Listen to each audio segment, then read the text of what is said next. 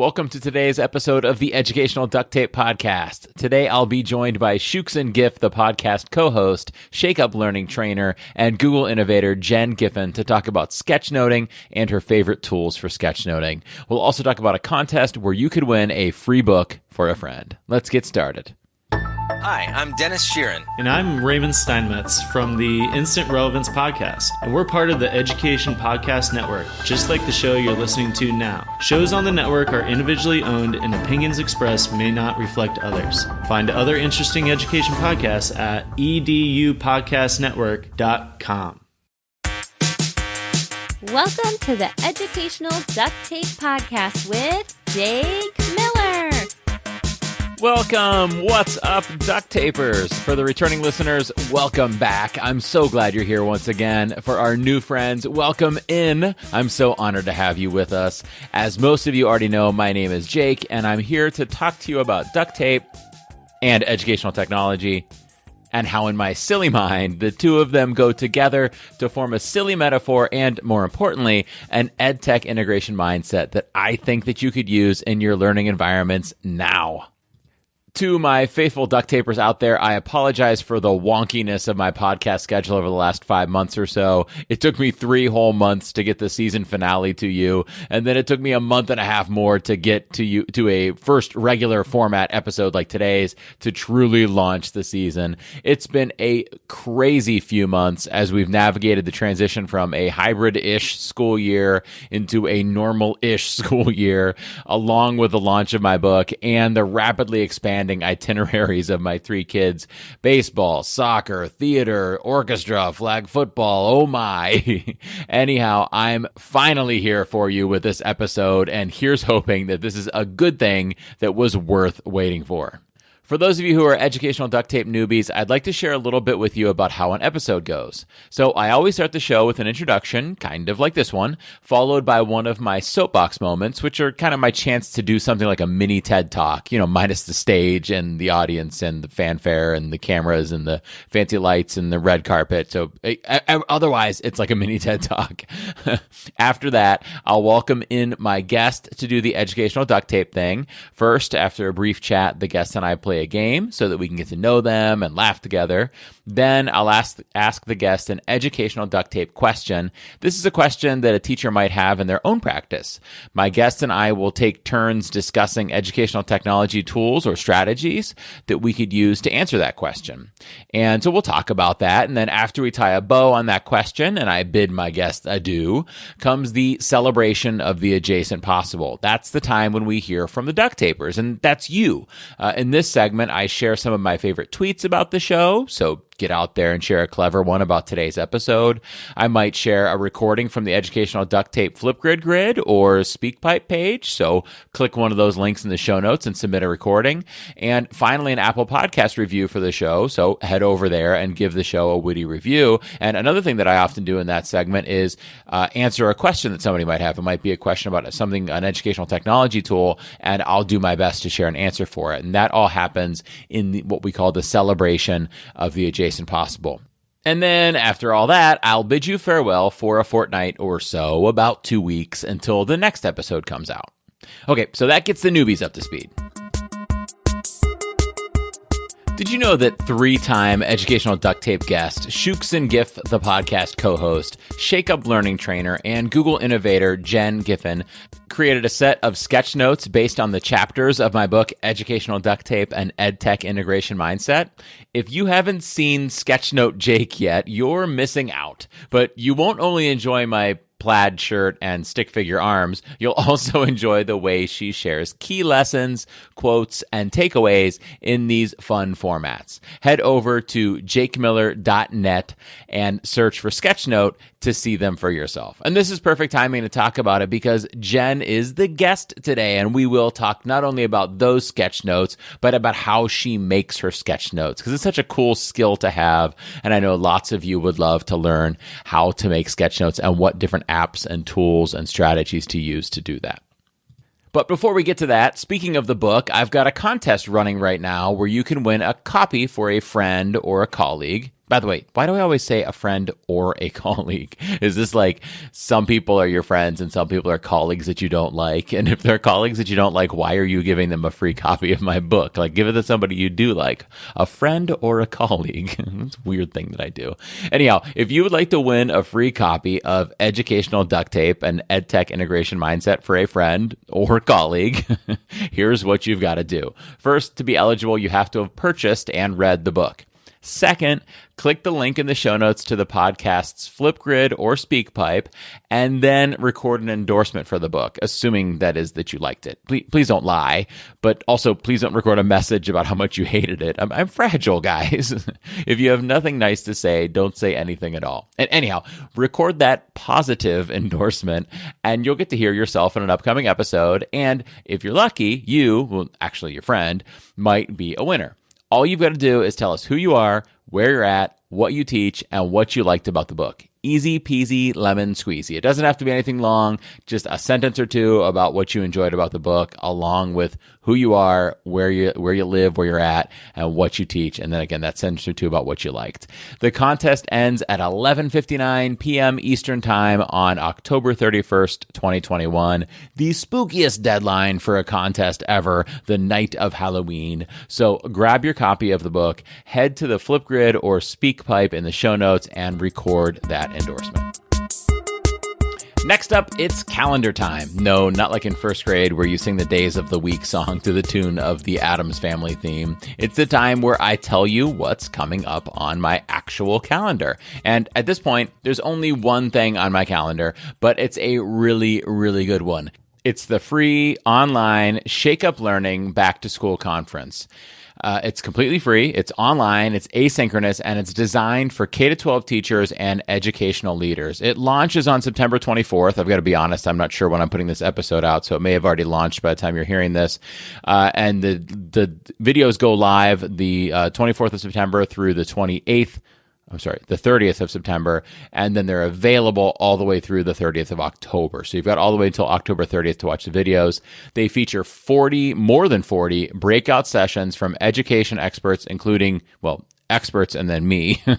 But among the experts are Evan Robb, Dr. Angela Draper, John Carippo, Tony Vincent, Pam Hubler, Sarah Kiefer, Kim Mattina, and more, plus special keynotes by Casey Bell and today's podcast guest, Jen Giffen. By the way, did you notice all of those past Educational Duct Tape guests in that list? Yeah, it's a loaded conference. Lots of awesomeness in there. You could sign up at shakeuplearning.com/conference. I'll put that link in the show notes, but that starts on September 24th. The videos launch up until September 30th, and then they're available until October 30th for free. Since that's all that's currently on my schedule, I should point out that if you've got an event coming up, I would love to be a part of it, whether it's on a stage or on a screen. My favorite thing to do is speak to and work with educators. Honestly, I love supporting educators in developing their EdTech integration mindset and learning about the different tools they could potentially use in that setting. So if you're planning an event, please head over to jakemiller.net/speaking to see some speaking videos and to send me a message. Oh, sorry. Hold on. Let me just grab my soapbox from over here. Yeah. There we go. That's perfect. Climb up on there. It goes like this: the fourth, the fifth, the minor falls, the major lifts. I bet most of you recognize that set of 14 words. I bet many of you even started humming or singing along. For those of you who recognize it but are unsure what song it was, the next line will probably seal it for you. It goes like this: the fourth, the fifth, the minor falls, the major lifts, the baffled king composing hallelujah. That's right. Hallelujah is the song, and it's what I want to talk to you about today. You might know it as a song by Jeff Buckley, but it's not actually by Buckley. It's by Leonard Cohen. And that line, the baffled king composing hallelujah, I'd like to talk about that line and how it relates to teaching, at least in my classroom. You've probably heard this song in a dozen different places. The movie Shrek, that was the first place I heard it. The movie Sing, the stages of American Idol or The Voice, open mic nights in your neighborhood, pretty much everywhere. Just about every singer has covered it at least once, either on a stage or on an album or maybe even both. But it's the journey, that journey, the journey of the song is what I want to talk about. Its journey reminds me of my lesson plans and my ed tech integrations and my classroom procedures and my presentations and even my book. I started thinking about this after hearing Malcolm Gladwell's Revisionist History podcast, which, by the way, I'm obsessed with that podcast. I love it. But there was an episode in season 1 or 2, I'm not sure which, titled Hallelujah. Prior to that, I was familiar with the fact that the song was written by Leonard Cohen, whose wry delivery I always enjoyed, and later covered by Jeff Buckley, whose serene voice was taken from this world too quickly, after just one album, actually. And that's how I knew the song. I knew it was written by Cohen, performed by Cohen, and then later by Buckley, and I knew, I could picture and hear both versions. What I hadn't realized is just how tortured the evolution of that song was, and how much it relates to my work. So forgive me for borrowing heavily from Gladwell's podcast, which actually borrows heavily from Alan Light's book, The Holy or the Broken, Leonard Cohen, Jeff Buckley, and the Unlikely Ascent of Hallelujah. But that's all the more appropriate here, and you'll see why soon, that Gladwell is cited heavily Alan Light, and I'm now citing heavily both of them as I talk about this. But Leonard Cohen first wrote that song, or actually first recorded that song in 1984, 5 years after he'd started writing it. It's estimated that he wrote somewhere between 50 and 80 verses for it. Not lines, not words, not versions, verses. 50 to 80 verses. He recorded 4 of them in that 1984 session for his album Various Positions. And actually, I think they recorded in 83 and the album came out in 84. But anyhow, long time ago. You should go listen to that version. Not because it's good, but because it's barely listenable. I mean, it's pretty bad, at least to my ears. And I listened to it again today just to make sure. Yeah, not enjoyable. Look up Leonard Cohen. The album is Various Positions, and listen to that version of Hallelujah.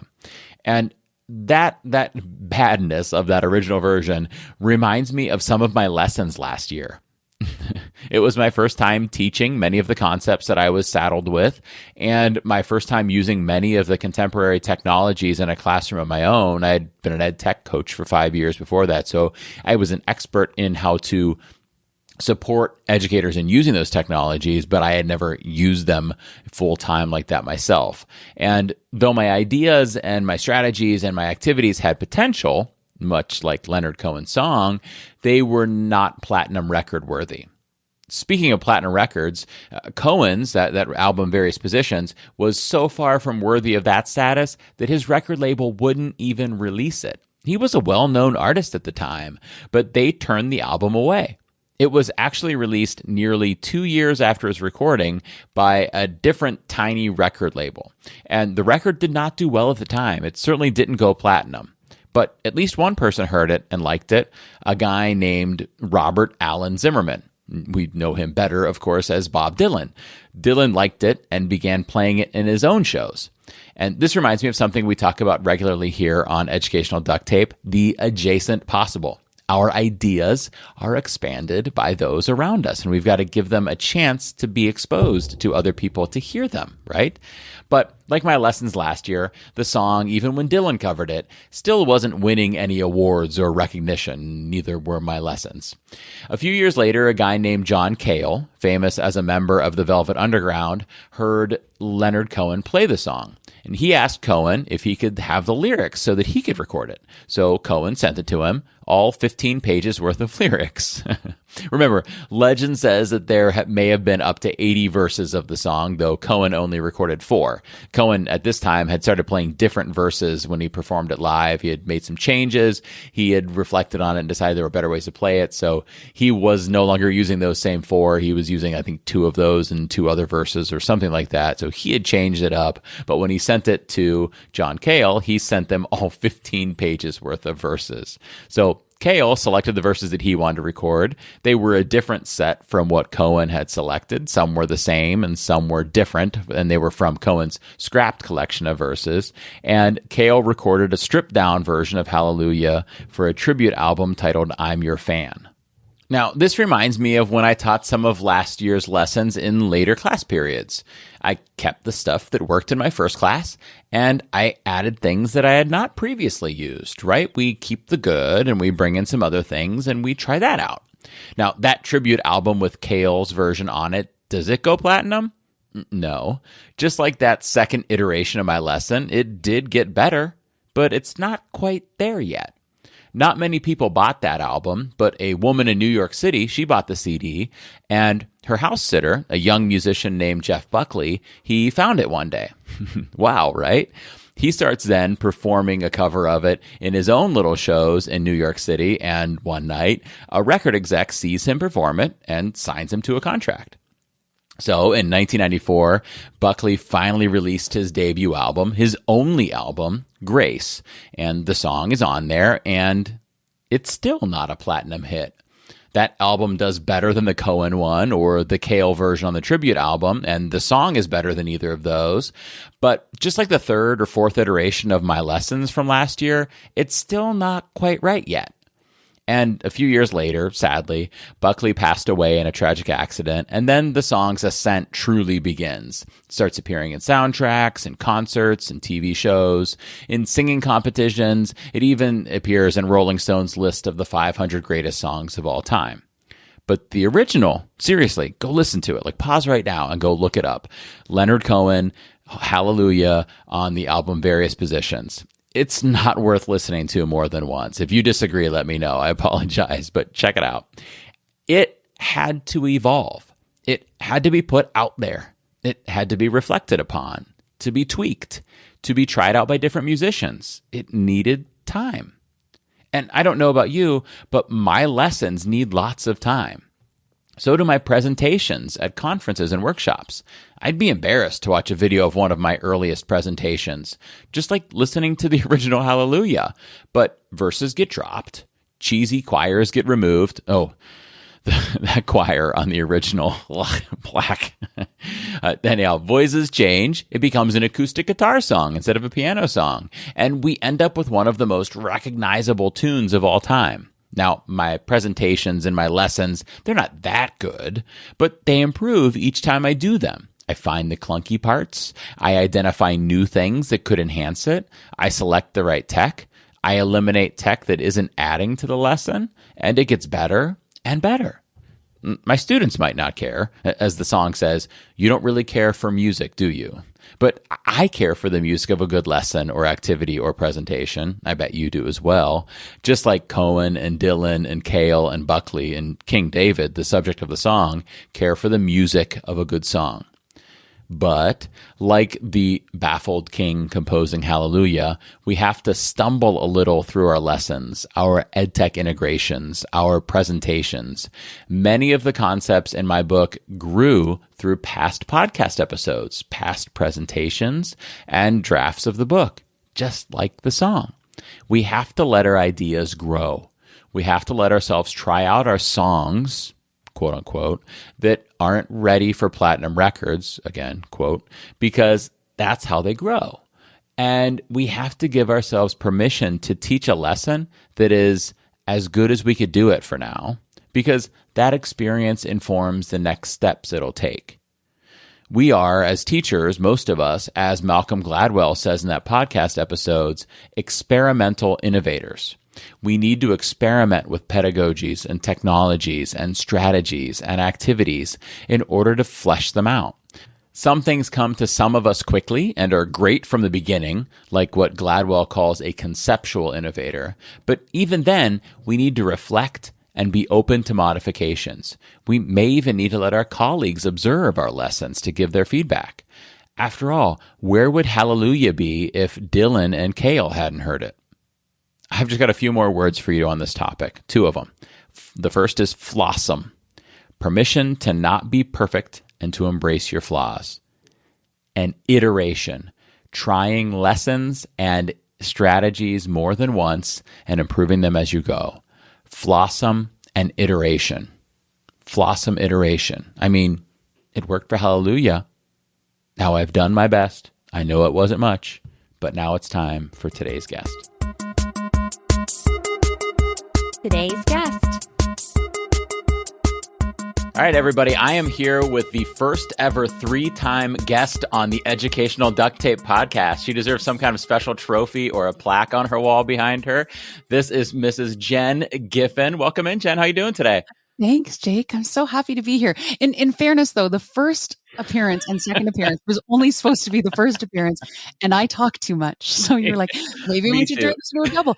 But Jake, I have noticed that since that first episode, like you used to have shorter episodes, and now they go longer because I think I encouraged everyone just to say absolutely every word that's on their mind. Everything.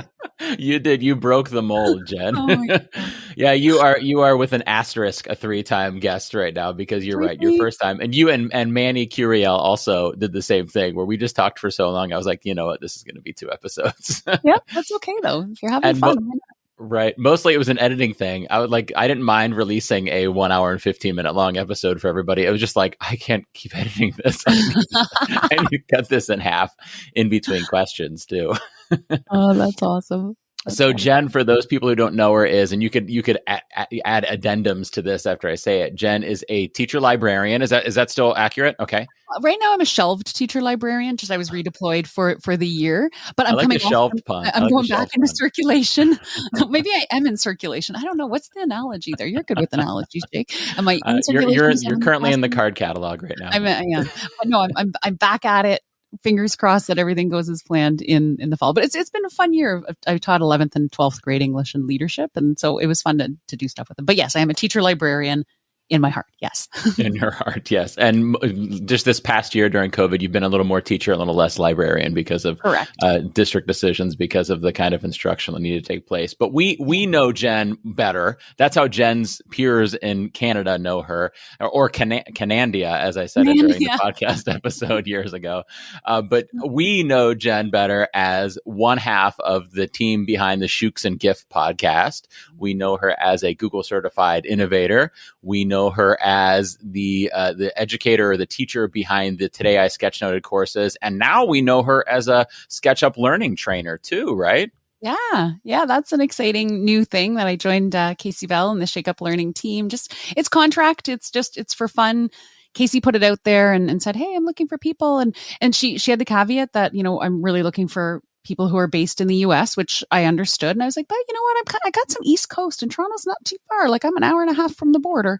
So I threw it out there just to see why not take a risk, right? If we encourage risk taking all the time in what we do, Jake. So we did. I took a risk and Casey got in touch and she's like, I'm so excited for this. Let's go. And it was funny when we were chatting, it was, from the beginning, I was like, I walked upstairs to my husband. I'm like, I think I got it. And he's like, why? I'm like, well, it was like she basically started a summer learning project with me. She's like, well, that's good news. So yeah, it was really great. So yeah.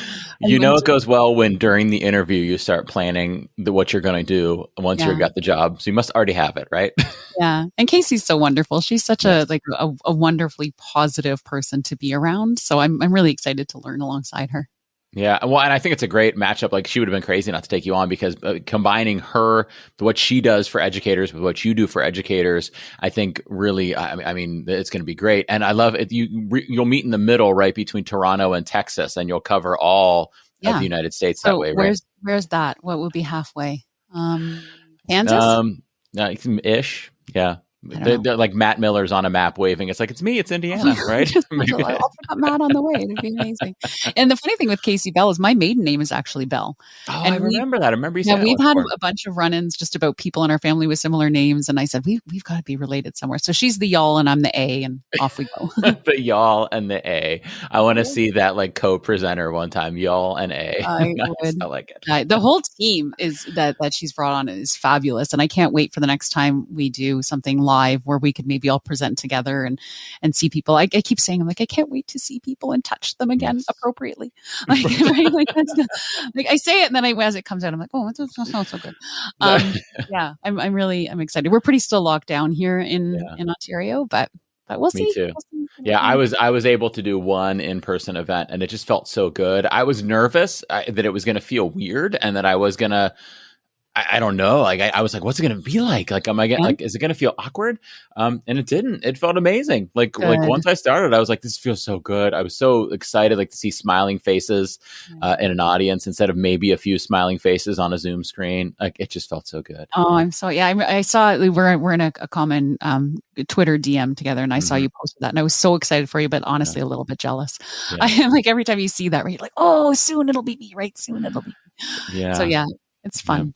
Yeah, it was. But yeah. So we're burying the lead here. The reason I wanted to talk to you today, Jen, and make you the first third time ever educational duct tape guest was because you made some awesome sketch notes for me as part of the rollout of my book, Educational Duct Tape. And I, as soon as this book was nearing the finishing stages, and I realized I had to start doing some stuff to promote the book, which is hard for me to do because I don't want to like go out there and like brag about stuff. But I just wanted to put it out there and support educators. But I started to think about like what would I like to see for my book?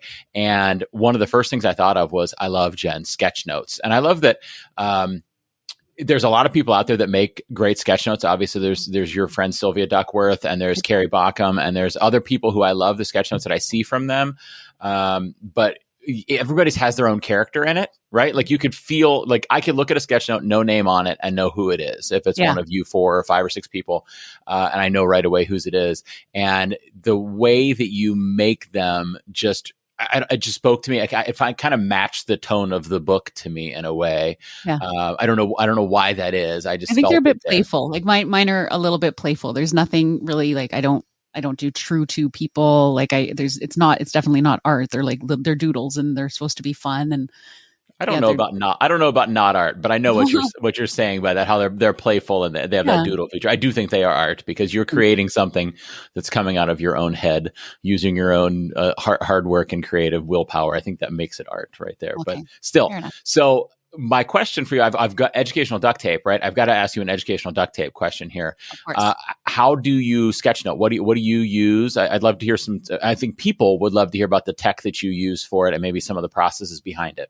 Yeah. So I'll start with when I started sketchnoting was almost 5 years ago. So in 2016, I just decided to get into it. I was reading a book called A More Beautiful Question. And the fact that even I can remember that, I think speaks to the power of sketchnoting. And it's like, wow, there's really great stuff in this and I want to remember. And how am I going to remember? And I saw a ton about sketchnoting, and I was not an artist. I was never a doodler, Jake. Like I was not one to sit and like doodle in the margins of my papers. Like that's not who I was, but I thought, I think this could be good for me. I was big on color. I was big on shapes and things like that. And I was like, oh, I'll give it a try. And when I present on sketchnoting, I share my first sketch note so that people realize like what I'm doing now is a 5 years in the making. It is not the first time. So if yours looks more like this, and I have to explain, I'm like, see this here, what do you think it is? And people are like putting guesses. I'm like, no, it's a foot, which shouldn't be that hard to draw, but no one really gets it. Right. But anyway, I started analog for a variety of reasons, not the least of which was I wanted to be really present. And I found if I was doing something on an iPad and get the pop-ups and you'd veer off, and go down that rabbit hole. So what I started with was actually, I have it right here. I'll show you because we're actually videoing. I have this. See that? Nice. This is my roll of markers and pencil crayons, and most of it's still here. My kids sometimes grab this, kids. Yeah, my daughter would definitely be jealous of that, and my son, one of the 2 sons. The other one would be like, "Could you play baseball?" But 2 of my kids would be jealous of that. Good. That son could go play with my kids. Okay. No, actually, that's not true. I've one. We have same. I have 2 of my kids would be drawing in one of them playing sports. Right. Although he's getting into art lately. But anyway, I digress.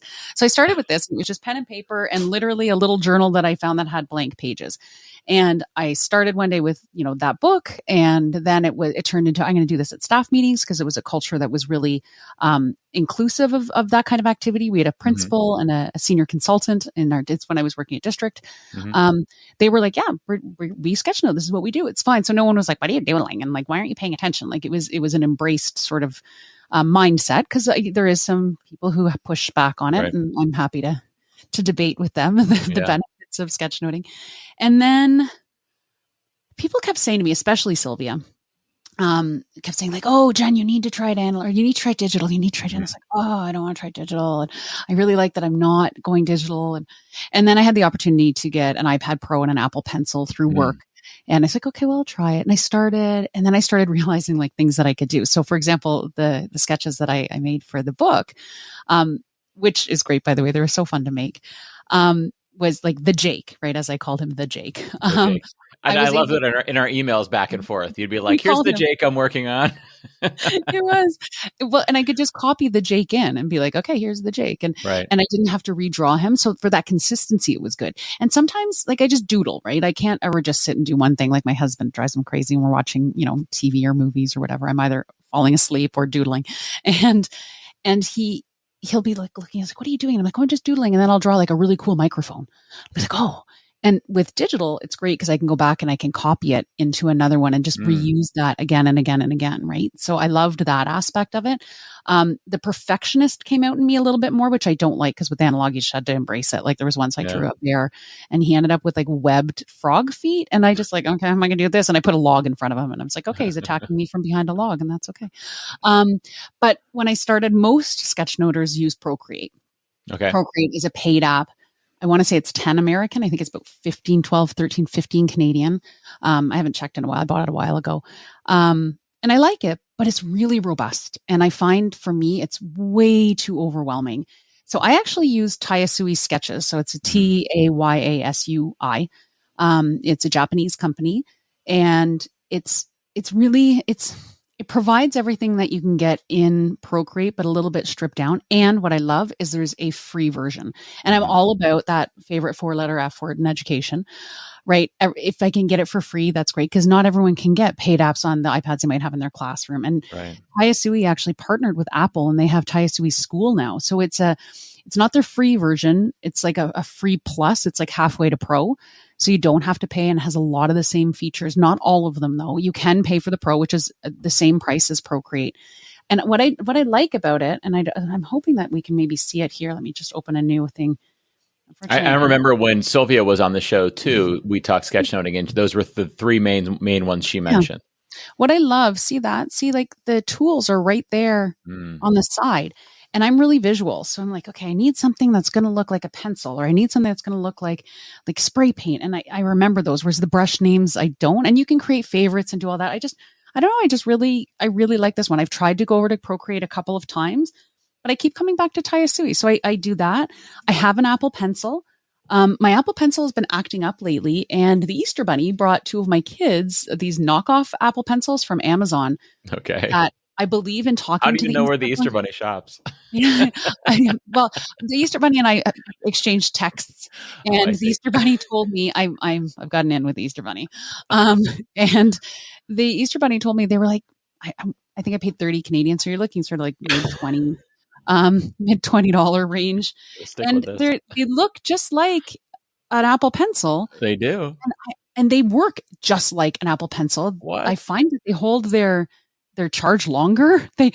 Honestly, I don't know that I'd ever buy an Apple Pencil again. Oh, no. These are just that good. You heard it here first, everybody. No. So if you're an artist, like I'm sure there's people out there who do digital art for a living, think I'm crazy right now for saying that. But for my purpose and what I want to do, and I think what most of us want to do in education, I think these little knockoff ones are awesome. And I'll get the link.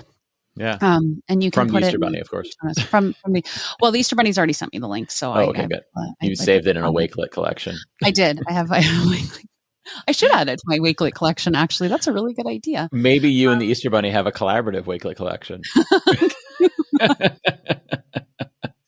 All right, poor Easter Bunny. But anyway, yeah. So that's what I do. That's the very long answer to what do I use. I use Tayasui and some sort of Apple Pencil or Apple Pencil knockoff, depending if mine is charged. One thing I love about that story is that that's what we talk about on Educational Duct Tape, right? Is that you kind of were aware of two different tools, right? You were aware of Procreate, you were aware of Tayasui and the different versions of Tayasui, but then you assessed which one was best for your needs. You knew that either of them could work. You understand why somebody like Sylvia Duckworth might prefer Procreate, or whoever it is might prefer Procreate, but you also understand why you prefer that one. And you know that, both of those two tools work just fine. And I, when I'm doing a presentation on Educational Duct Tape, I often say, after I discuss what the mindset is, I'll say this, so now I have a podcast about it. And one thing I love about the podcast is that the guest and I always share different tools, and sometimes we share multiple different tools because there's not just one right tool. And it's funny because when you're speaking, whether it's on the podcast or in a speech, you have things going through your kind of internal dialogue that you're not saying to the audience, right? Oh my gosh, And I'll picture certain episodes, and I could picture, because when you were on, we must have talked about like 12 different audio tools. Yeah.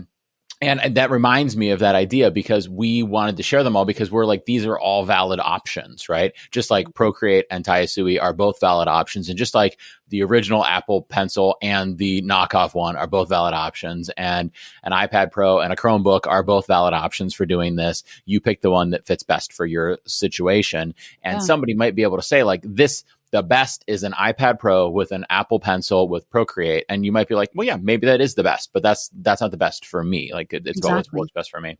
And not everyone has a tablet. Like I actually, in my leadership course, we're just finishing up because we're still in school. And one of my students reached out and said, Miss, my paper that I'm using is too small. I'm not going to, they were doing sketch notes on a Wakelet that I created about implicit bias. And there was some, anyway, we know Wakelet. And so there's some videos and there's some articles and there's some like anecdotes by me in there, and they had to synthesize their learning in a sketch note. And I taught them how to sketch note. I'm like, you have no idea. Like this is the big time right here. Like I present this a lot. And the kids are like, whatever, Mrs. Gavin. And I was like trying to toot my own horn, and they really kick their ass. Right, whatever. And it's very humbling to teach high school students. Right. Middle schoolers are the same way. Oh my goodness. Anyway, and one of my students reached out and said, is there a digital tool I can use? I'm like, I'm pretty sure this girl does not have a tablet. So I said, go to AutoDraw by Google. Yeah. And I had students last semester try it first. And I talked about it, but I actually had a student do it and create this beautiful sketch note with AutoDraw. And I'm like, there's an answer too. Yep. And that's something totally accessible by a Chromebook. Like you can do a lot. So like you said, the problem is often when we share that many tools is people become overwhelmed and they don't know where to start. They can't see the trees for the forest or the forest for the trees, whichever way you're doing it. And yeah, so I don't know. That's where I would go. I would say Tayasui, and I would say for me, and like I said, some sort of stylus that works is what I like. Nice. Awesome. Well, I know some people are going to be like, nice, I'm starting now. Right. And they're going to grab those things and do that. That's awesome. So once I said, okay, I love Jen's sketch notes, I would love some sketch notes relating to my book. So I reached out to you, and you were kind enough to read through the chapters of the book. And then turn them into sketch notes for me, which was just such a fun process for me to see them. I was every time I'd see an email come through from you, I'd be like, and I go like look and see what it was. I was so excited to see them. So one, I'm gonna ask. This is a hard question for me to ask, because it feels I don't know. It feels I don't know what the right word.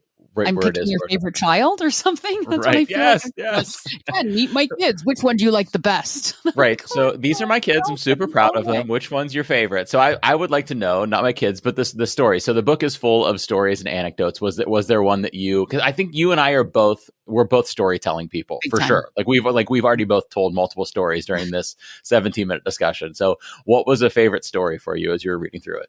Oh gosh, I don't know. The one I could relate to the most was the one about choosing where you should go for dinner with your spouse, right? Your spouse says, where should we go for dinner? And you're like, there's too many choices. And that's me. My husband and I, he knows when we get to a restaurant and they're like, do you need a menu? He's like, she doesn't, because he knows I've reconned the whole menu ahead of time, because making choices for me in the moment is far too stressful. So I related to that one a lot. Yeah. I laughed a lot at you talking about rolling over the blow up bouncy castle and the sound, because I'm like, I have 3 boys like farting. It would that would have been hilarious for them. My heart loved the story about your daughter getting all upset about the crying grapes.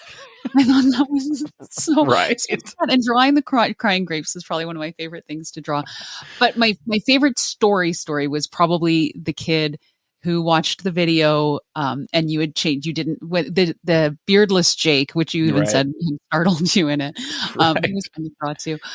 So there's a story where Jake had looked one way in a video, and then the students were watching it, and he's like, "Did you watch this?" Because he had to watch the video for the X-Acto knife, and he's like, "Did you watch this?" And he's like, "Yeah." And he's like, "Well, how did you look?" And all the kids in the background are like, beard glasses," which he didn't have at the time. And the kid's like, "You looked handsome." That's totally what a kid would say. I actually burst out laughing. I was like, "Yep." That's working with kids in a nutshell. So that's chapter 12. Probably chapter 12 was the one that I probably had. It took me probably the longest to draw of all of them. I think I'd have to go back and look. Well, you had to change the Jake. I had to change the Jake, which wasn't as hard as I thought it was going to be, thankfully. But yeah, I did have to change the Jake. But isn't the Jake, is he in there twice? I'm going to pull it up and look at it. There's a bearded Jake in the computer, which That's I love that. And then there's the beardless Jake off the screen. And it's funny because they would come through, and my daughter especially, Parker, it has gotten into sketchnoting. I came home one day from school and she held up this paper like, Daddy, look what I made. Cause she was already off school because she got off about a week or so before me. And she had made like all these like banners and titles and things like that. Because she watched the video on YouTube about different like infographic kind of titles and stuff like that. I'm like, oh my gosh, Parker, I have the book for you. And I ran downstairs and I grabbed her Sylvia's book and I was like, look through this. And she's kind of been geeking out about sketchnoting. So I would show them to her as I got them. And when she saw the beard glasses and handsome teachers one, the one with that story with the kid who wasn't watching my video, she's like, she forgot your beard. Like as soon as she looked at it, and I was like, no, that's part of the story. They're all like, there's this consistency throughout. And then it's like, it was very funny. And as soon as I saw it, I was like, oh, no beard there. But I love you have the kid in the corner who said you looked handsome. And that's the perfect look. Shoulders are shrugging and that perfect like meme style shrug and with question marks around his head. But he's got a smile on his face. And this was the challenge. This is not one of your questions, but one of the challenges for me, like of everything that I created through this, the Jake took me the longest. So I sat for probably a little over an hour that first day. I should show you all the iterations. Do I still have it? My first Jakes were terrible. Oh shoot, where is he? And then I just sort of landed and I'm a copier. I go in and I look at other things online and I'm like, oh, could I do that? When I sketchnote, I keep the Noun project open all the time. And I'm like, what's there that I could draw because they're easy. And I talk when I do sketchnoting sessions about knowing the visual alphabet. And if you can draw those shapes, the 12 shapes or characters in the visual alphabet, then you can draw anything. And speaking as a non sort of like an artist, a new to art. I don't even know what to call myself really. You can draw anything, but people I find so hard. So like these were some of the first Jake iterations. Look at all those Jakes.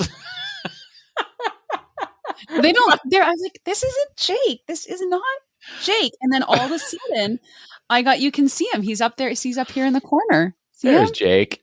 And I was like, oh, that's kind of Jake. So I copied him and I went to another, and I was like, okay, maybe I can go and I'll draw Jake a little bit differently. So then I drew a bunch of Jakes with different faces. Oh my gosh, Jen, look at all those Jakes. They're all the Jakes. No, I would draw them and I copy and I paste. And then I showed my husband the picture. I'm like, okay, so does this kind of look cartoony? He's like, yeah, I think it looks great. But then Jake came back. Jake is picky, people. He came back and he didn't like that I had him in a tunic because I didn't know how to draw one. I was wearing a tunic. You were 100%. And when you came back, you're like, can I be wearing something different? I'm like, oh my God, this is so stressful. Why did I agree to do this? And so then he's like, I normally wear plaid shirts. I'm like, I know, Jake, I've met you. I know what you wear. And I was like, it was so funny. I wasn't really freaking out that much, but I was like, how am I going to do this? What a challenge. So I completely broke my sketchnoting rules for this. You brought an image. Shirt, yeah, I did. Your plaid shirt is not a drawing. It is an image that I literally found a square of plaid in colors that I thought, okay, yeah, this could go. And then Jake's like, can you draw him with his sleeves runched up? I'm like, Jake, come on. Like, no, listen, you're going to look like you're wearing a sleeveless plaid shirt with stick arms. I'm like, all right, Jen. Oh my gosh. And I tried the arms thing. I was killing myself laughing. I was like, I cannot even send these to him. I'm so embarrassed. That's like, he's going to be like, who did I partner with to do these? This is ridiculous. This woman can't draw. What have I done? No, I love them. So anyway, yeah. So I did, for the first time ever, other than when I normally, when I've done other books, I'll import the image of the cover so I do it justice because I want people to see what it actually looks like. Mm-hmm. I imported like a little swatch of plaid and then I drew the buttons over top and this and that. I was like, okay, yeah, that looks all right. Right. And I had different color plaids. And I think I sent you one that you're like, oh, I like it a little bit lighter. And I was like, yeah, you're right. This one doesn't look very good. But yeah, it was the zhuzhing of the arms that I was like, yeah, I really don't think. And I tried. I was like, oh my gosh, because it was the importing of the image wouldn't let me do it. And I actually found a tutorial I watched, just like Parker, a tutorial on how to draw plaid. I was like, oh, just do this. And I did it. And I was like, oh, that doesn't look right. And I tried it about 4 or 5 times. And I was like, you know what? I'm just going to import the image. Plaid. And I did. And you know what? That's what I love about sketchnoting. There's no rules. You can do what you want. You make it. And when I do sketches like this, like they constantly evolve. Mhm. And that was something that I now realize. I'm like, well, you know what? That's okay for a little part of it. If that's what I need to do, then that's what I'm going to do. So thank you for that. But then, like you said, it became 12 or 13 sketches because you once you had to iterate that, like getting the Jake right and getting the plaid right and getting the tunic right. I've got to add in the image. There was the one time that you had pants and you're like, Jen, that's way too much jeans. And I almost wrote back something about the Canadian tuxedo, right? With the like denim on denim on denim. But I didn't. And so I felt like I looked like Al Borland in that one. Do you know who Al Borland is? From Home Improvement. Oh, it was so funny. Anyway, yeah. Yeah. All right, Jen. Well, before I let you get on to the rest of your day, I'm sure a lot of people are listening and they're wondering how can I make these sketch notes? So you gave them some tools, right? You talked about different apps they could use and different tools they could use for it. But I also mentioned Sylvia's book, which is a fantastic book if they prefer book-based learning for it. And I'll add in a link to that in the show notes too. But how can they learn from you? Like, what if they really like your style, which I love your style, and they're like, I want to learn how Jen does this. And if they hear you talking about this visual alphabet or whatever you called it, and these different ways that you think through this stuff, how can they learn from you how to do this sketchnoting stuff? I'm really excited. It's a fun thing to talk about. It's something that I constantly do. I've been invited to a district here. They're doing a virtual summer camp for kids, and I'm doing a 90-minute with middle schoolers. Ooh, that'd be fun. And my presentation is pretty much the same wherever I do it. I just there's certain stories I put in for adults versus like stories for littles, and every time I do it, I'm like, oh, I took that away. I'm going to change that. So I say it's the same, but if you actually go back to like 10 or 12 times ago, right? Like, oh, wow, this is totally different because each time it's like teaching a lesson again and again, for sure. right? You tweak it. And and I love it. So I hope that someone comes in, and listeners come in and have a look and see what the hullabaloo's all about, because it really did. It changed me in so many ways, not the least of which it provided me this rich PLN. Like when I started, my first big thing was, Matt Miller's Ditch Book Summit or Ditch Summit. The first one they did in 2016. And I was like, I'm going to put these out there, be vulnerable and put them out in social media. And I got some traction. All of a sudden my PLN grew like sixfold in 2 weeks. And I was like, what is going on? All of a sudden, then I saw the power of Twitter, and then that allowed me to get to some conferences and like do more presenting and then make more connections and then do more learning and connect with other people. And it was just for me, and it may not be sketchnoting for other people, but for me, that was the thing that I was like, wow, this is really going to be something that I really enjoy doing. It can evolve over time with me. And it's just, I don't know. I like it too, because the presentation that I do, and I tell people this, like, take this slide deck, go back into your learning environment and present it. Like it is not a secret. You don't need to call me, and you're more than welcome. Just give me credit and go ahead and do it with your students. Do it. Cause I get that a lot. That's actually sketchnoting. Like 301 is okay. Now how to do it with students, which I've been percolating for about 6 months, cause I normally run a course. Today I sketchnoted and I put that on hold. I was going to run one last fall, and then I was redeployed into the classroom. And then I thought, well, maybe I'll do it in second semester, because I was supposed to only have one class, and then I switched to 3 classes, and which is like a full timetable in secondary here. So I was like, you know what? I don't want to take away from my students and have this passion project, because I really dive into it when I do it. So I was like, I want to give it the time that it deserves, because I'm very active. And if you ever taken any of Tony Vincent's courses, and then he's in there and he's like, I try to run it the same way, because I really appreciate that out of Tony. So, well, so you do hope to roll one of those out in the future, though? I hope maybe in the fall again, but I don't want to make any promises. But if you go to sketchnoted.com, there is a Google form there that you can fill out, just saying, hey, when you release it, just let me know. And then I send out emails and I say, hey, you want to join? And then once people join I always go to past. I've had 2 cohorts so far, and I email everyone who was in those cohorts. I say, I'm running it again. Because sometimes things happen, right? They're like, oh, I really want to do it, but then I get redeployed into the classroom because COVID. So they didn't get through the whole thing. So I always invite people to come back with other cohorts if they want to redo the course or do it for the first time, because they need that push in that community. You know, sometimes, you can go to the gym, but it's better if you have a trainer, because then someone's you're being counted on to be there. Yeah. Or not even a trainer, a workout partner, a sketchnote partner. Exactly. Right? Yeah. And it does make a difference. So, and it's a good community. It's and what I love is it really, when I run it, it fills my social media with a lot of like beautiful visuals and not a lot of drama and art. And it's really, it's very fulfilling. Yeah, I love that. Okay, so I will link into the show notes today. I sketchnoted so people can go sign up for that mailing list for it. Yeah. I'll also include links to Jen's amazing podcast, one of my favorite podcasts to listen to, Shooks and GIF, and to Jen on Twitter at Virtual GIF. So you can learn from Jen about sketchnoting and some other things. And I'm also going to link in all of those amazing, not show notes. I'm going to link in show notes. I'm going to link show notes into my show notes. No. Show notes into the show notes. It's very meta. I'm going to link in those sketch notes, not show notes, those sketch notes from Educational Duct Tape, which I am obsessed with. I have them. They're now the wallpaper of our bedroom. My wife thinks it's a little bit weird, but that is a little bit weird, Jake. That's weird. I am in love with them. I think everybody else is going to love them almost as much as me. They're a little more special to me, but I think you guys are going to love them too because Jen did a magnificent job on them. Thank you, Jake. They're a lot of fun. Yes, thank you for making them, and thank you for joining us today, Jen. Oh, thanks for having me. I look forward to my 4th visit. Right. Someday it'd be book number when book number 2 comes out. You'll do that set of sketch notes. No, I'm not writing another book, Jen. This was too much work. No way. Wait, maybe we'll do something we could present together. You could get up and you could do your presentation, and I'll live sketch note it on the side. Gosh. That would be so stressful. Stressful.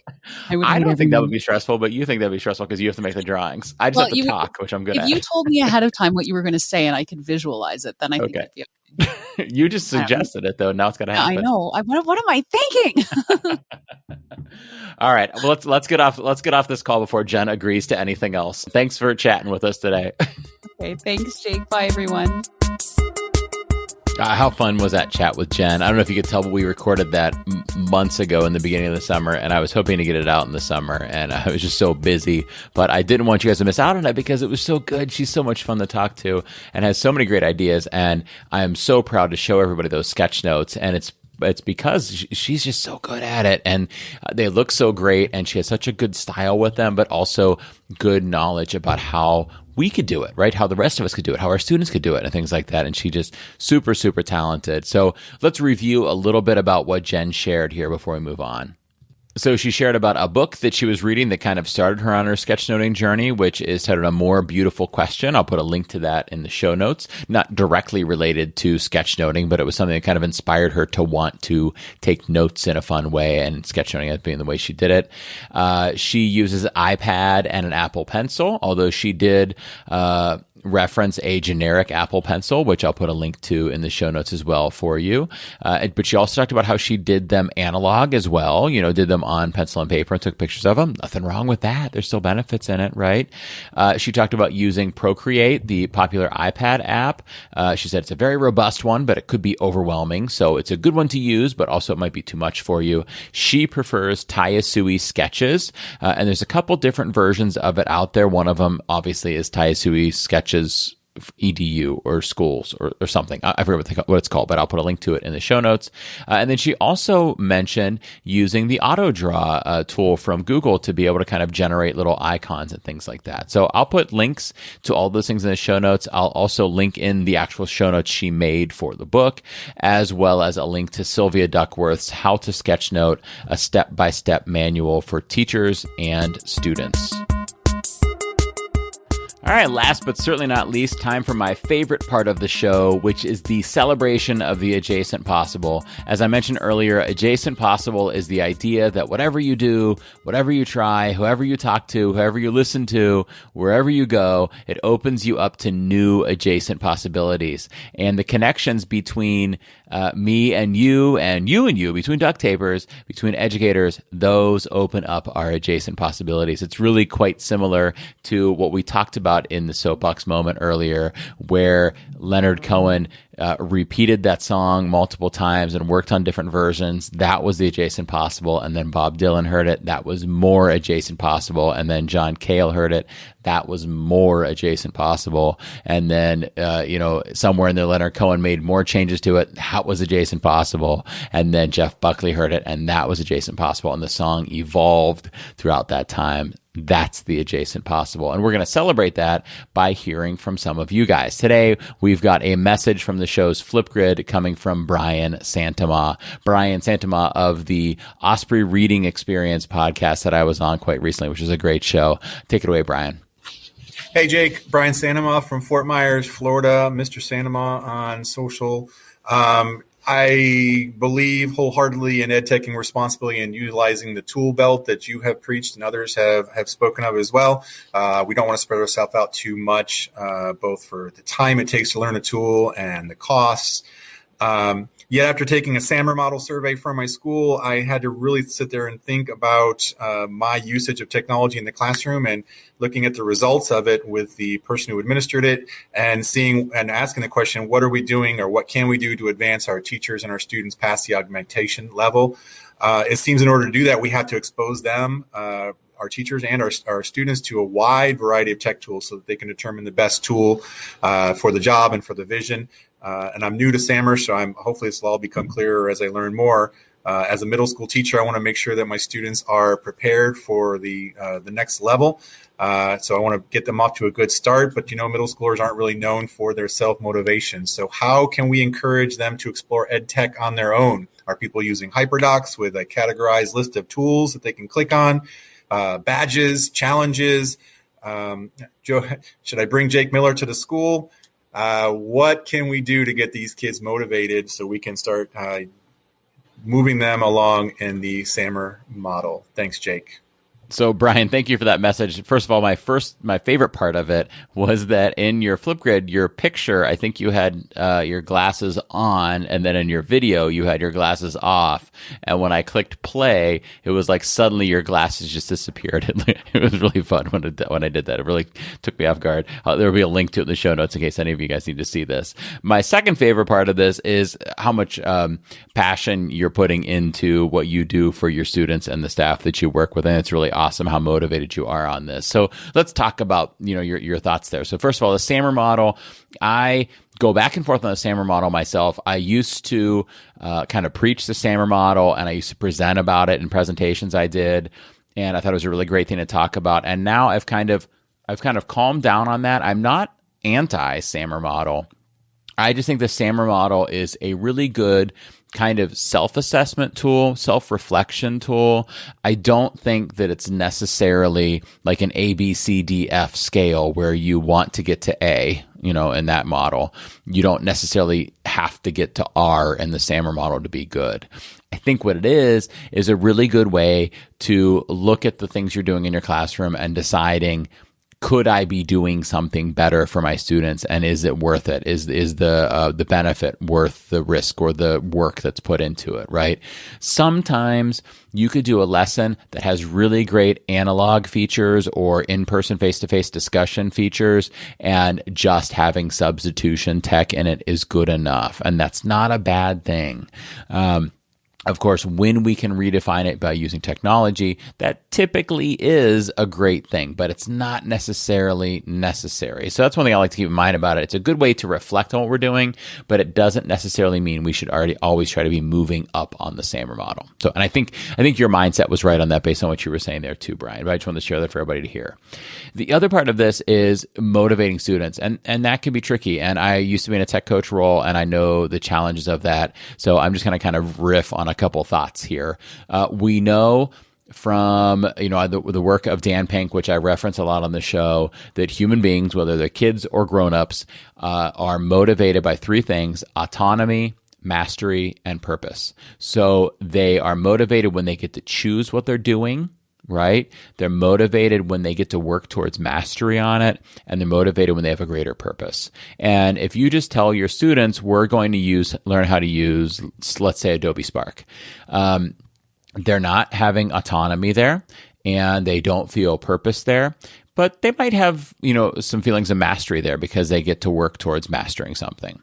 So if we could level that up by bringing in autonomy and purpose, like if we can make it, they're developing things for a charity or something, then maybe that brings in some purpose. That's not necessarily the only way to do it, but if we could bring in something that brings in some purpose, that's going to ratchet up the motivation.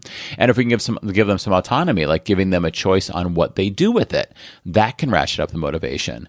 We can also ratchet up the mastery part of that by adding in some kind of gamification to it. Like you mentioned badging. I think that's a great idea to ratchet up that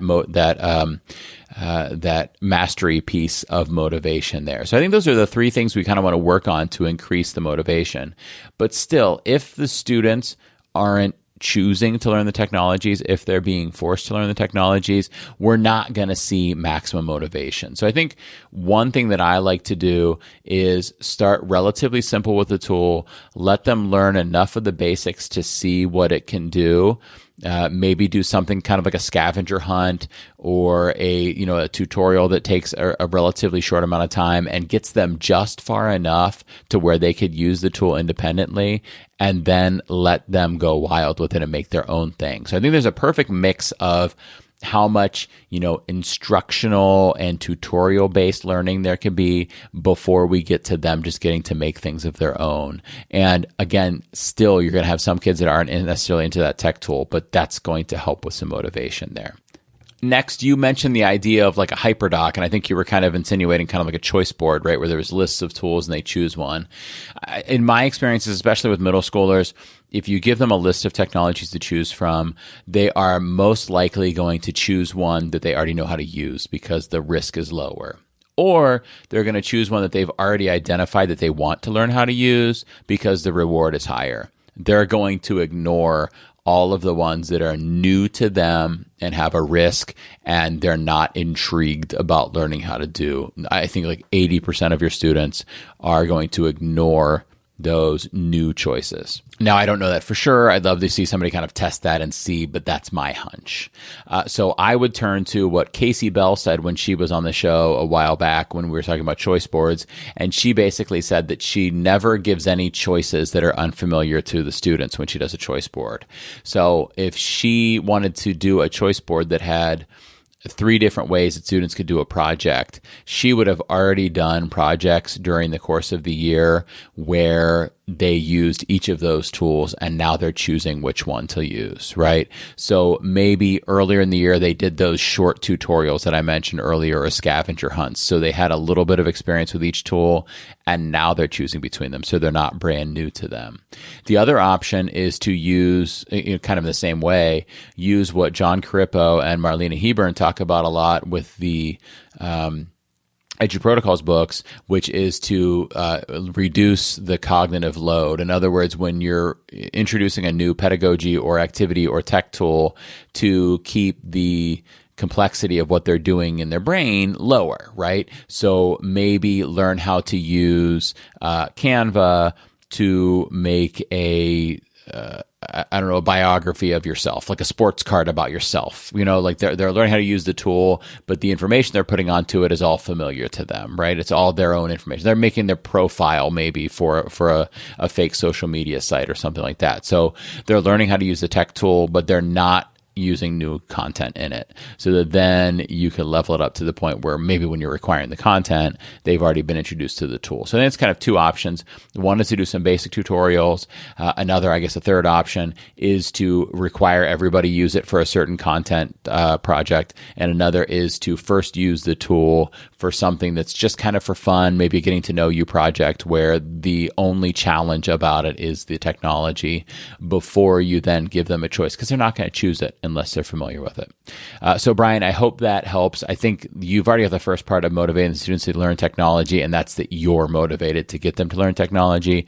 And I think they will see and feel and hear that from you, and that will help. It won't go all the way because they're middle schoolers, but I do think that piece right there will help. Okay, so thank you for that, Brian, and that does it for today's celebration of the Adjacent Possible. Remember, if you've got a question or a comment or some feedback to share, you could tweet it to me at Jake Miller Tech. You could email it to me at jakemillertech@gmail.com. You could submit it on the show's Flipgrid, which is flipgrid.com/edu duct tape. or message me or record a message to me on the SpeakPipe page, which is speakpipe.com/edu duct tape. And those links, of course, are also in the show notes. I would love to feature you or your question or whatever, maybe your insights, maybe something you want to share in a future episode. Okay, that does it for today's celebration of the adjacent possible and the rest of the show for today. Before we wrap it up, I've got to give you your homework for leading up to the next podcast episode. Your homework for this time is to find an educator who likes fantasy football and tell them about this podcast, because I currently am celebrating what looks to be a runaway victory in week 3 of my fantasy football league. I'm currently 1-1. My first player playing this week is doing really well. So I think I'm going to be 2-1 after this weekend. So tell somebody who's an educator, who likes fantasy football about this podcast. Tell them Jake likes fantasy football too. You guys would be great friends and you should listen to his podcast. That would be really helpful. Well, that does it for today's episode. Check the show notes for details about signing up for my newsletter, joining the Duct Tapers Facebook group, inquiring about having me speak at an upcoming event, getting some podcast stickers, and more. And don't forget to do your homework. As always, as a parent, I'm grateful for the work you do. And as an educator, I'm proud of your dedication to lifelong learning. I'll see you guys soon.